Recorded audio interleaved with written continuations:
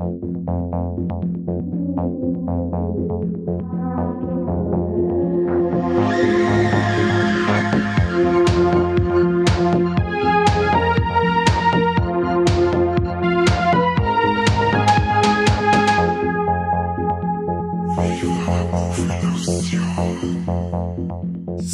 servus und habe dir zu einer neuen Folge Viva la Movilusion Podcast. Mit mir dabei der Kani. Ja, grüß Gott, schön, dass du da bist. Gott, ja, auch schön, dass du da bist. Und zwar zu einem ganz besonderen Ereignis, und zwar zu unserem ersten Hardline-Info-Podcast. Zum 10. Hardline. Wir sind ja jetzt, oder haben wir die Ehre und Freude und das Privileg, dass wir beim Hardline jetzt der Medienpartner sein dürfen und das Kino in Podcast-Form zu unterstützen und ein bisschen zum Promoten und euch ein bisschen zum Verzeihen, wo es in dem Festel geboten ist und warum, dass wir mir seit über 10 Jahren mittlerweile ganz heiß sind auf das Ganze. Kani, wie heiß bist denn du auf das Ganze? Ha? Sag's. Ja, heiß wie Frittenfett.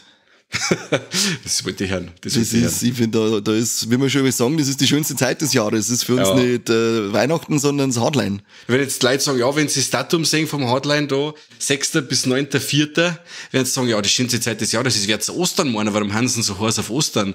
Nein, es ist tatsächlich das Hardline, das ist dieses Jahr auf das lange Osterwochenende gefallen. Das ist ja sonst nichts Wichtiges, oder? Ja, ist ja, mein Ostern halt, weißt du das eh. Ich wollte gerade sagen, das ist wurscht. Also im Hardline spare ich mir auch an die Eier. Nichts anderes, als ich daheim tue an Ostern. Also. Ja, da suchst du das halt, daheim suchst du das und im Hardline speist du damit. Nein, daheim weiß ich, dass sie in einer Schatulle von der Freundin liegen. Die ist nämlich ab und zu nimmt sie nämlich als Ohrringel her. Ah, passt, das erklärt so manches. Ja, schon, ich weiß schon. Also wie gesagt, das Festival findet statt von Donnerstag, dem 6. bis Sonntag, den 9.4. im Ostentor-Kino in Regensburg. Wahrscheinlich werden sie jetzt dann ins Cinemax wechseln müssen, wenn sie uns als Medienpartner haben, weil da haben wir jetzt ja eine Reichweite von ungefähr ganzer Welt. Und dann kommen halt dann wahrscheinlich 1 Million Leute. Das kann auch sein. Also wegen uns dann quasi. Ja, Logo wegen uns.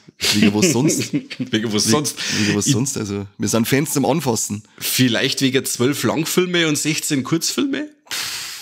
Die Daten mich nicht sehen, persönlich, muss ich sagen. Also, ich war jetzt eher so Team Oleg, Viva la Movilusion in Persona angelangen, da muss ich hinfahren. Das war jetzt eher meins. Aber gut, der ein oder andere wird sicher wegen dem Film auch hinfahren. Sollte man vielleicht mal verzeihen, welche Filme, dass wir eher noch schon mal verraten dürfen. Ha? Auf alle Fälle.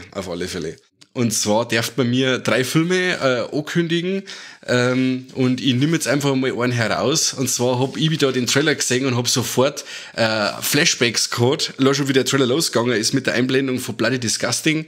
Und zwar heißt der Film The Outwaters. Mhm. Das ist ein Found-Footage-Film.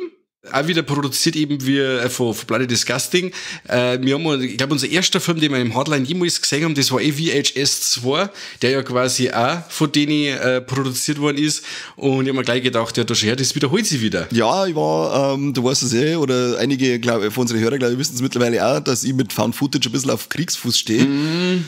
War da am Anfang ein bisschen abgeschreckt, aber der Trailer schaut für Found Footage schon ziemlich cool aus. Also, und wenn es ein wenig in die Kerbe einschlagen hat wie VHS 2, dann bin ich schon start. Auf jeden Fall. Und ich werde fast behaupten, dass der Trailer an sich eine ganz fiese Sau ist. Also, der fängt ja am Anfang so ruhig an, Ding, und auf einmal am Schluss, die letzten 10 Sekunden haut der nochmal ein so richtiges Potpourri um die Ohren, und möchte nochmal so richtig zeigen, was er kann, und ich war von da weg, also, ich muss dazu sagen, ich habe mir den Trailer angeschaut und war so im Halbschlaf zum ersten Mal, so, den Link gekriegt, schaust ihn am Handy an, war so im Halbschlaf, auf einmal reißt's mich voll. Da ist so richtig rundgegangen. Also, wie gesagt, rein von den ersten Bildern, vom ersten Eindruck ist The Outwaters, also schon mal eins von meinen Most Wanteds. Ist aber kein Episodenfilm, oder? Wie VHS, weil wir da im Vergleich zu haben, das ist ein ganz so ein normaler Featurefilm. Genau. Und zwar geht's eigentlich um das, dass eine Gruppe Erwachsener. Krumme Gruppe. in die Wüste fährt, um dort ein Musikvideo zu drehen.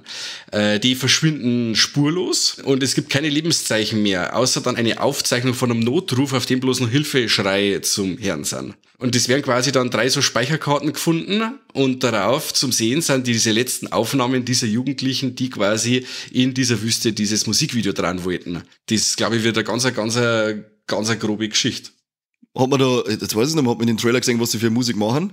Nein, das nicht. Also, ich war mir jetzt nicht bewusst, ich habe jetzt zusammen angeschaut, also man sieht die quasi gerade wegen, es schaut fast ein wenig so metaphysisch aus, das Ganze am Anfang, und dann siehst du halt eben die Leute noch mal durchgehen, durch die Wüste, und dann kommt eben auch schon dieses Potpourri an Schnitte. Ja, und also so richtig, weiß man jetzt, oder wenn ich nicht wirklich gelesen hätte, um was das geht, also der Trailer, der hält sich wirklich sehr zurück. Muss man ihm zugute halten. Das stimmt, ja. Da weißt du, bist dann auch nicht wirklich gescheiter. Das ist fast so, als dass der Folge Viva la Movilusion hin. Ungefähr so. Ja, wobei da wirst du sogar noch bläder, glaube ich, habe ich gehört. wir sind als RTL unter dem Podcast. Der Regisseur, der Robbie Banfitch, der hat schon mehr einen Found-Footage-Film gemacht, der heißt Willow Creek. Den habe aber ich jetzt noch nicht gesehen, du? Nein, auch nicht. Also ich muss ja sagen, von denen Filmen, die wir jetzt da halt vorstellen, habe ich die weder Regisseure kennt, noch irgendwelche anderen Werke oder sonst irgendwas ferner. Okay. Ja, das ist ja so typisch quasi. Also ja, Business as usual. Genau. Du hast nichts Schlechtes. Nein. In der Regel kannst du dich auf dem Flo seine Auswahl verlassen. Ja. Ab und zu hat er zwar mal ein bisschen geschlafen, als er einen Film ausgewählt hat, aber das soll jetzt ja kein Vorwurf sein, Flo. Wieso bin ich bloß auf? Der, was war's mit dem komischen Taxi, der komische Film mit dem die Jetzt Inder? hör auf, weil Sexy Durga war groß. Ach so, okay. Den hätte ich gerne noch mal sehen. Also wirklich, ist da draußen... Ich darf mir auch noch mal anschauen wollen, tatsächlich, weil ja, so zweite Chance darf ich ja jederzeit noch mal geben, weil dann weißt du ein bisschen besser, auf was du einlassen musst, weil beim ersten Mal hat er mich nicht mitgenommen. Ja. Nein, es ist, wo wir ja eben gerade beim Thema sind, beim Hardline, da kommen öfter Filme zum Vorschein, die du da vielleicht das letzte Mal siehst. Also eben dieser Sexy Durga zum Beispiel, wir haben den gesehen und ich hätte wirklich auch probiert, den aufzutreiben, auch zum Import zurückzugreifen, aber der Film ist nicht verfügbar. Also es könnt euch darauf verlassen, dass die Auswahl hochwertig ist, aber dass ihr bestimmte Filme auch vielleicht die letzte Chance habt, dass ihr seht im Kino. Das ist schon bei manchen Filmen auf alle Fälle traurig, gell? Absolut, absolut. Weil es ist ja auch der Mirakosten, der mir so gut gefallen hat, der, glaube ich, auch vom Guillermo del Toro produziert, der Tigers Are Not Afraid. Ja, genau. Der Mann hast du bis heute auch noch keinen Release bei uns irgendwo, oder? Bei uns nicht, also es gibt Import, oder? Import gibt's ja, aber bei uns keine Chance. Das ist keine Chance. Und wenn jetzt was sagst, Sexy Durga, ich darf mir jetzt auch noch mal anschauen wollen. Ja, jetzt war ich bis low gefixt. Kreuz. Und nur was sehr Positives nochmal, das Artwork von dem Jahr. Also es ist ja Hardline 10, wo es auch mit dem X in einem Auge veredelt wird. Und stammt wieder von der Heike Jörs, von Heike Jörs Design. Und die hat auch unser Logo gemacht zum Beispiel. Und sie hat sich mit dem Artwork auf jeden Fall wieder selbst übertroffen, würde ich fast behaupten. Ja, ich darf es mir tätowieren lassen. Ja, schon. Das schaut richtig gut aus. Der Flo hat noch gesagt, mir hat mir gerne noch ein Poster geben zum Verteilen ein bisschen, aber ich habe schon gesagt, also alter Schwede, in Landau, bei uns da, ich brauche keinen fragen, ob ich das Poster irgendwo reinhängen darf, weil so konservativ wie das bei uns da abläuft, das also ist das ein AfD-Wahlplakat? Nein, dann nicht. Das Poster, das schreit die direkt an. Richtig geil, also das Artwork ist ganz, ganz groß. Ja. Und vielleicht war das auch eins von den Gründen, weil das die Leute heiß gewesen sind, weil diese Dauerkarten, die es vorab zum Kaufen gibt, die waren in Rekordzeit, sprich in 6 Tagen ausverkauft. Das ist fast wie der AC/DC-Tour. Ungefähr so. Und also wie gesagt, wenn ihr jetzt noch Tickets wollt oder wie, dann müsst ihr die einzelnen Karten kaufen für die Filme, weil diese Dauerkarten ausverkauft sind. Ole, ole. Tja, wenn ich komme zur rechten Zeit, den beißen die Hunde. So schaut's aus. So hast jetzt du noch einen Film so dazwischen, dass wir die Leute mit den ganzen Fakten bombardieren? Hast du noch mal einen Film, wo du sagst, von unseren 2, die wir noch übrig haben, der war jetzt so einer, wo du sagst, das ist deiner? Ja, also ich finde jetzt eigentlich, wir haben alle 3 angesprochen. Aber ich nehme jetzt mal noch einen Bunahan, ich weiß nicht, wie man es ausspricht, Bunahan Return to Murder. Das ist, ich glaube, das Erstlingswerk sogar, oder, von dem Regisseur, vom Dain Said. Ich denke, ja. Und dem wird auch das diesjährige Director Spotlight gewidmet. Und wenn ihr unsere Medienpartner-Kollegen auch verfolgt, wie das Art of Horror Magazine, Scary Movies und Red Central, dann wisst ihr es auch, dass er unter anderem seit Interchange und Bloodflower auch laufen wird. Genau. Und ja, der Trailer schaut auf alle Fälle cool aus. Da geht es um 3 Brüder, die kämpfen. Was man im Trailer sieht, schaut das recht wuchtig aus. Es hat mich, also die Kampfdinger haben mich ab und zu ein bisschen an The Raid erinnert. Da ist zwar jetzt schon, sage ich mal, weit gegriffen, weil man das noch nicht wirklich beurteilen kann, aber es hat so einen kurzen Raid-Flair bei mir ausgelöst. Das habe ich mir auch notiert, ja, wie ich den Trailer gesehen habe, ja. Ja, und ich bin jetzt so gespannt, wie die Kampfchoreo dann da insgesamt umgesetzt wird und ob sie auch wirklich auch mit so wenig Schnitte arbeiten, wie sie es bei The Raid gemacht haben. Weil so Schnittstaccato, das nervt mich meistens.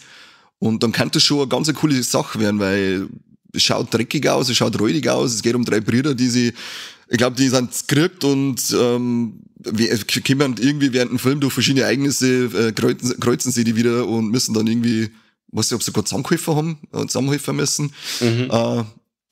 Ja, ich hab Bock auf den. Bin auf den Spotlight auf alle Fälle gespannt und weil die anderen 2 Filme, die da laufen, schauen auch interessant aus. Auf jeden Fall. Weil der Bruno Hahn, der ist ja schon von 2011, das ist, wie du schon gesagt hast, einer von die Erstlingswerke und man sagt dann in diesem Director Spotlight quasi immer, wie ist die Evolution von einem Regisseur quasi von einem älteren Werk bis dann zu dem aktuellsten und das ist dann immer sehr interessant, dass man das dann ein wenig mitkriegt.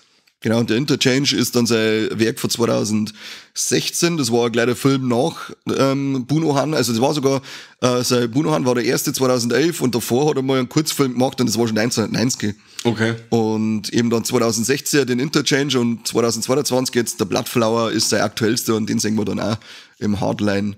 Und er ist auch zu Gast vor Ort und auch, unter anderem mit der Produzentin Nandita Solomon. Beide sind Malaysianer. Sehr schön. Und da haben wir dann auch die Chance, dass wir es interviewen und dann kitzelt mir einer noch ein paar Fragen raus, die wir dann hoffentlich haben, wenn wir die Filme gesehen haben. See. So zwischen die Filme haben wir jetzt allerweil eine Stunde Pause. Früher waren es aber sportliche 10 Minuten, glaube ich. Gott, dass du schnell einmal eine Stange Wasser in die Ecken stellen kannst und ein halbes Bier holen. Aber das war quasi Corona geschuldet, dass man gesagt hat, man braucht 1 Stunde Pause zum Lüften, wo sie aber halt jetzt quasi aus der Not wurde jetzt eine Tugend gemacht und man hat jetzt ein bisschen mehr Verschnaufzeit zwischen die Filme, wo ich sehr angenehm finde, weil man doch das Hardline immer so eine Art Familientreffen ist und man sagt immer wieder, oder nicht immer wieder, man sagt immer die gleichen Leute und die, wo man das ganze Jahr teilweise nicht sagt und das ist aber gleich, wenn man sie wieder sagt, wie wenn man sie alle 14 Tage mal treffen hat und da ist so eine Stunde Pause zwischen die Filme ein wenig zum Fachsimpeln und Ratschen gar nicht verkehrt.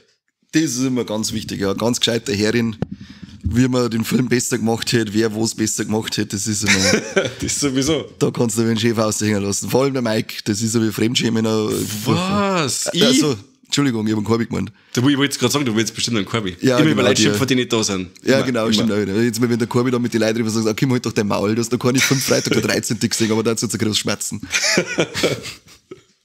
Und wir haben auf alle Fälle ja immer gut schaut auf uns, müssen wir jetzt auch erwähnen, natürlich die Prechtner Karin, die sich quasi der Presse annimmt und die Stargäste und eigentlich auch für die Organisation ganz stark sie immer einsetzt. Man kann zur Karin immer kommen, wenn man ein Problem hat und die hilft dann auch immer. Und wir freuen uns wieder, dich zu sehen. Absolut, Karin ist immer so mein kleines Highlight im Hardline. Das ist wirklich ein kleines Highlight, gell? Das ist Bodyshaming, was du jetzt tust. Ah, okay, Entschuldigung. Tun wir nicht. Nein, das tun wir nicht. Tun wir nicht. Wobei, wir sind auch nicht unbedingt groß gewachsen, gell? Karin, dürfen wir das. Wir sitzen beim gleichen kleinen Boot. Richtig. Für Verpflegung ist natürlich auch wieder gesorgt. Also du als Veganer kriegst natürlich genau das, was du magst, oder? Schichtfleisch. Nein, es ist jetzt noch nichts offiziell, aber es wird wahrscheinlich wieder dieses Catering geben, wo es veganes Essen gibt. Also es ist quasi dann für jeden was dabei. Der, wo jetzt eigentlich so der Fleischesser ist, der kann halt auch mal was anderes essen. Der kriegt jetzt unter der Woche wieder seine Leberkasse, aber das Wochenende gibt's halt vegan, Freunde. Wie haben sie geheißen, die Caterer? Mir fällt der Name nicht mehr ein. Ich weiß jetzt auch nicht mehr, aber ja. Weg Amy, oder? Was? Weg Amy, kann das sein? Das weiß ich nicht mehr. Auf alle Fälle schaut immer wieder beim Hardline Facebook und Instagram vorbei oder auf der Homepage. Da kriegt ihr dann immer noch die neuesten Infos, weil alles ist quasi noch nicht veröffentlicht oder auch die Timeline, wann die Filme laufen und wer jetzt wirklich die finalen Gäste alle sind, ist noch nicht fest. Das könnt ihr dann auf der Homepage nachschauen und auch der Abschlussfilm ist noch nicht angekündigt. Die Band, die noch kommt, also für den Abschlussabend. Es wird noch eine Podiumsdiskussion geben, wo man jetzt auch noch nicht genau weiß, wird das eher so eine Fan-Diskussion durcheinander oder moderierte Diskussion. Genau, also immer wieder schauen auf die sozialen Kanäle, dann seid's auf dem Laufenden. See. Genau. Dann kennt's euch aus, nämlich. Und jetzt haben wir nur einen Film, den wir ankündigen dürfen. Ja, einen Eröffnungsfilm sogar. Ja, voll geil. Deutschland-Premiere. The Leech vom Regisseur, jetzt pass auf, der Eric Pennycoff. Heißt der. Ja. Und in diesem Film, also ich muss gleich ganz ehrlich sagen, also vom Trailer her, vom ganzen Ding, habe ich an Funny Games denken müssen. Ich weiß nicht, ich habe irgendwie, wer hat mich zwar neugierig gemacht, aber ich habe jetzt nicht wirklich irgendwie Bezug zu einem anderen Film herstellen können. Ich bin ich habe mir gedacht, das ist so eine Joe Begos-Version von Funny Games. Im Endeffekt nimmt ein frommer Priester einen Herrn bei sich auf, daheim. Den nimmt er mit nach Hause, den obdachlosen Terry. Und diese Aufnahme dieses Herrn bereitet dem Pfarrer die ultimative Glaubensprüfung, weil der Terry, der raucht nicht nur Saft und Herrenhaffer Heavy Metal. Hat er praktisch mir aufgenommen. Ja, so ungefähr, ich will es jetzt nicht sagen, aber wenn du selber kennst, dann passt es. Ja, das passt schon. War für die Religionslehrer schon über die reinste Glaubensprüfung. Dann kommt dann noch seine lasterhafte Freundin dazu, die Lexi. Und da hat sich der Pfarrer quasi mit denen zwei den wahren Teufel ins Haus geholt. Also hört sich schon mal mega an. Also wie gesagt, wahrscheinlich dieses Psychoduell, das sich da entspinnt, oder was man auch im Trailer ein wenig so rübergekommen ist, da bin ich echt heiß drauf. Vor allem dieser Hauptdarsteller, der Graham Skipper, der den Pfarrer spielt, das ist ja zum Beispiel der alte Joe Begos Veterane. Der hat er bei der Mind's Eye und Bliss eben auch schon mitgespielt, die wir im Hardline gesehen haben, oder Almost Human. Ja, der Jeremy Gardner doch auch, der den Terry dann spielt. Der war jetzt genau, beim wie ist der Weihnachtsfilm? Der Christmas, Bloody Christmas. Genau, da hat er doch einen Polizisten gespielt. Weiß ich jetzt gar nicht schon, ja. Ich kenne ihn bloß aus dem The Battery und den After Midnight. Battery Battery kenne ich nur vom Namen her und die Prämisse, dass sie da quasi zwei Typen im Auto verschanzt haben vor Zombies, muss auch sehr, sehr langsames Ding sein. Und der After Midnight war ja auch sehr, sehr langsam. Aber wie gesagt, mit was jetzt der Eric Pennycoff abliefert, da bin ich natürlich schon sehr gespannt. Ist jetzt nicht sein Erstlingswerk, sondern sein zweiter Film. Der hat eben den Sadistic Intentions schon gemacht, den kenne ich jetzt leider auch nicht. Aber wie gesagt, das Hardline ist immer gut, dass man sich neue Namen auf die Liste schreiben kann und dann die Filme auch mal privat schauen, was man noch alles so auftreiben kann und was interessant ist. Ja, weil es klang da so noch nicht, was wir alles so schauen müssen. Ja, eben. Der Flo ist immer mitverantwortlich dafür, das Hardline an sich, dass uns unser Pile of Shame wächst und wächst und wächst. Genau so schaut's aus. Furchtbare Sache, furchtbar. Wir haben aber gar nicht dazu gesagt, dass die Outwaters auch Deutschland-Premiere ist, oder? Das stimmt. Das Richtig. Ist, wir haben 2 Deutschland-Premieren da mit The Leech und Outwaters. Gut, dass ich die dabei habe. Ja, da bin ich immer dabei, dass ich die verbessert. Richtig. Das ist nicht schlecht. Und ich habe noch mal nachgeschaut jetzt nebenbei, während du geschmerzt hast, weil mir das gelangweilt hat, habe ich ein bisschen mit dem Handy gespielt. Ja, das waren schon die Weg-Amy, weiß nicht, ob man es Weg-Amy, Weg-Amy, keine Ahnung, VIG.AMY nennen sie die Caterer. Ja. Und ja, besucht es auf Instagram oder so und die machen geiles Essen. Die haben doch letztes Jahr da das vegane, was war das? Thai Curry, oder? Thai Curry haben sie gemacht, das war mega, ja. Da ist zum Eilingen auf alle Fälle gewesen. Vollgas. Fergalicious. Und das sage jetzt ich als Leberkäse-Babst. Ich wollte gerade sagen, einer, der einen Globus-Leberkäse feiert, der sagt das jetzt so gut. Voll gut. Ich glaub, das ist Sau. Viel Teufel. Das Jahr ist noch eine andere Änderung mit dabei. Andere Änderung? Eben, es gibt ja Back to the Roots, geht's ja da quasi. Los mir mal in Ruhe, verbessert mich nicht die ganze Zeit. Und zwar gibt's kein Online-Festival dieses Jahr. Also der Flo hat ja schon mal gesagt, das macht er nur immer zwangsweise mit, weil es ja eben pandemietechnisch sich angeboten hat oder war eine Bedingung und das hat sich jetzt alles gelockert oder aufgelöst und wie gesagt, wenn er nicht muss, dann tut er nicht und er muss nicht, also tut er nicht. Kein Online-Festival dieses Jahr. Also es müsste quasi vor Ort sein, um die heißen Teile zu sehen. Das schaut nicht, wenn ihr mehr aus euren dunklen Kammern raus, da gibt's das Fettsäcke. Bewegt euch einmal. Ja, und mal ehrlich, raus aus dem Bunker daheim und dann wieder rein ins warme Kino, das kann ich mir auch was Schlimmes vorstellen. Du bist ja nicht auf der Baustelle irgendwo. Und es könnt uns live singen und angelangen. Absolut. Also wenn das nicht allein ein Grund ist, dass ich ins Hardline fahre, dann weiß ich auch nicht, dann kann man euch auch nicht helfen. Hoffentlich tun sich die Leute nicht zusammen und sagen, endlich kann ich einen Probe hauen. Jetzt her, das ich wollte gerade sagen, wahrscheinlich halten sie uns fest und schlagen uns im Mangel. Oh Gott, ich hoffe es nicht. Die sollen ins Sack hauen, du hast schon 2 Kinder, das ist wurscht. Das stimmt. Gestangelt werden wir. Was auf jeden Fall sehr schade ist, dass Deep Red Radio dieses Jahr nicht am Start sein wird. Wir werden euch vermissen. Sehr. Es war uns immer ein Schweiners, euch da immer mit dabei zu haben. Und, aber dieses Jahr müssen wir leider ohne euch auskommen, aber wir machen jetzt einfach das Beste draus. Wir haben auf alle Fälle ein Papierchen auf euch heben. Auf jeden Fall. Also, wie gesagt, wir haben jetzt einer von 4 Medienpartner. Du hast es schon gesagt, das Out of Horror Magazin ist noch dabei. Die Scary Movie oder Scary Movies, wie heißt das? Scary Movies, Grüße an Lukas. Genau, Servus. Und Dread Central, die US-Seite, oder US meine ist das, gell? Ich meine schon, ja. Hört auf alle Fälle Englisch an. Schon, genau, das wie Out of Horror, oder? Ja, genau, das sind sich Engländer. Aber wie gesagt, das Out of Horror, das kennt ihr wahrscheinlich, das ist das Printmagazin, bei dem auch der Dominik mittlerweile mit seine Griffel dabei hat. Der Videot, könnt ihr bei Instagram mal vorbeischauen, der schreibt eben jetzt auf das Out of Horror Magazin, auf den freuen wir uns auch jetzt, ja. Ja, das ist eine coole Brezen. Was bleibt uns jetzt noch zum Sagen, außer vielen Dank an alle im Hintergrund vom Hardline, was wir bis jetzt alles gekriegt haben an verwertbarem Material für die Chance, dass wir der Medienpartner sein dürfen, dass ein wunderbares Festival wieder aufzieht jetzt und wir freuen uns riesig. Vielen Dank an alle bis jetzt und ich bin heiß wie fucking Frittenfett. Ich freue mich so viel auf Biersaufen, Penninger, Blutwurz-Eis saufen und geile Filme anschauen. Das wird richtig cool. Unbedingt. Das wird richtig cool. Mehr jetzt, dass es gleich losgeht. Unbedingt. Das ist mein Urlaub dieses Jahr. Ja. Das wird schön. Nein, ich sag dann auch, ich freue mich auf alle Fälle und auch ein fettes Danke und ja, was soll ich mehr sagen als geil ist einfach nur. Ich möchte einfach nur, dass das ganze Jahr Hardline ist. Dann weiß ja nichts Besonderes mehr. Jo, glaube ich schon. Okay. Find also, Freunde da draußen, wer mal wieder so richtig Bock hat auf richtige Grenzgängerfilme, nicht nur Horror, sondern einfach extremes Kino, der schaut beim Hardline vorbei vom 6. bis zum 9.4., dem Osterwochenende in Regensburg beim Ostentor-Kino und genau, schaut sich gute Filme an, ratscht mit uns ein bisschen und verbringt ein super geiles Wochenende mit uns. Und mit dem Hardline.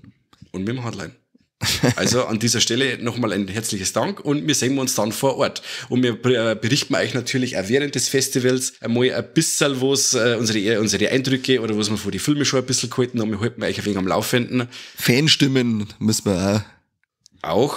Und wir machen euch so heiß, dass es auch von ganz weit her kommt, weil es heiß seid auf das Festival. Auch wenn es kein Wort von uns versteht, aber ich sag's, da fahren wir jetzt nicht runter. Ja, zu Regensburg. Regensburg ist eine schöne Stadt. Da kann man schön umeinander gehen und schauen und Altstadt und Schönes gehen und so Barock und alles und was weiß ich. Käme doch nicht aus. Schöne Stadt ist es auf alle Fälle. Also, da machen wir jetzt Schluss. Also, Flo, Magda, Karin und alle, die dazugehören, wir freuen uns. Bis bald und auch da draußen, danke fürs Zuhören und wie gesagt, schaut beim Hardline einmal vorbei auf die ganzen Kanäle und informiert euch, auch bei unseren anderen Medienpartner Kollegen Out of Horror, da holt sich also eine Zeitung, bei den Scary Movies schaut's vorbei auf der Seiten und bei Dread Central natürlich auch. Und bleibt uns gewogen beim besten Podcast. Jetzt kommst du, oder? Machst du das? Ich sag das gewiss nicht. Nicht? Ja. Dann sagst du beim besten Podcast und ich sag der Welt. Okay, beim besten Podcast der Welt. Nicht von Regensburg. Oder vom Hardline? Da sowieso. Das sind wir der Einzige. Richtig. Alles klar. Also servus. macht's es gut. Bis zum Osterwochenende. Pfiat euch.